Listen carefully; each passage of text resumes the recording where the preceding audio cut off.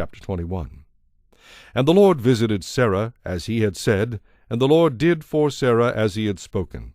For Sarah conceived and bore Abraham a son in his old age, at the set time of which God had spoken to him. And Abraham called the name of his son who was born to him, whom Sarah bore to him, Isaac. Then Abraham circumcised his son Isaac when he was 8 days old, as God had commanded him.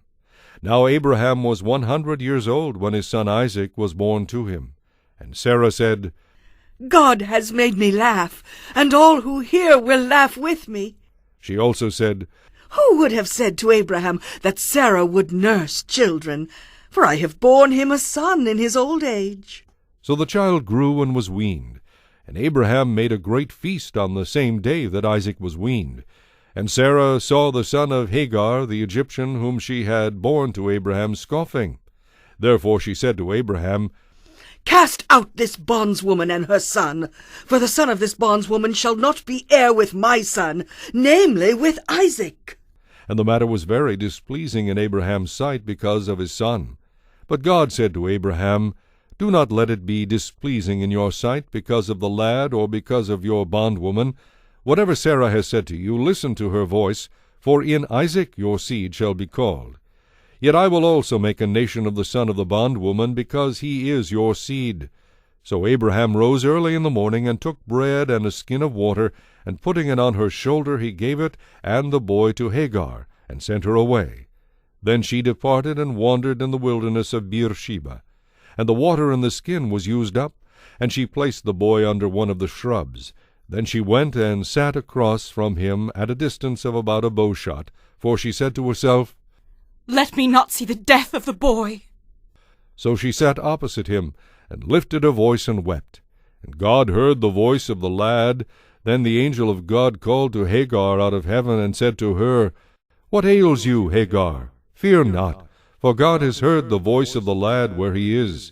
Arise, lift up the lad, and hold him with your hand, for I will make him a great nation. Then God opened her eyes, and she saw a well of water. And she went and filled the skin with water, and gave the lad a drink. So God was with the lad, and he grew and dwelt in the wilderness, and became an archer. He dwelt in the wilderness of Paran, and his mother took a wife for him from the land of Egypt. And it came to pass at that time that Abimelech and Phicol, the commander of his army, spoke to Abraham, saying, God is with you in all that you do. Now therefore swear to me by God that you will not deal falsely with me, with my offspring, or with my posterity, but that according to the kindness that I have done to you, you will do to me, and to the land in which you have dwelt. And Abraham said, I will swear. Then Abraham rebuked Abimelech because of a well of water which Abimelech's servants had seized. And Abimelech said, I do not know who has done this thing. You did not tell me, nor had I heard of it until today. So Abraham took sheep and oxen, and gave them to Abimelech, and the two of them made a covenant. And Abraham set 7 ewe lambs of the flock by themselves. Then Abimelech asked Abraham, What is the meaning of these 7 ewe lambs which you have set by themselves? And he said, You will take these 7 ewe lambs from my hand, that they may be my witness that I have dug this well. Therefore he called that place Beersheba, because the two of them swore an oath there. Thus they made a covenant at Beersheba. So Abimelech rose with Phicol, the commander of his army, and they returned to the land of the Philistines.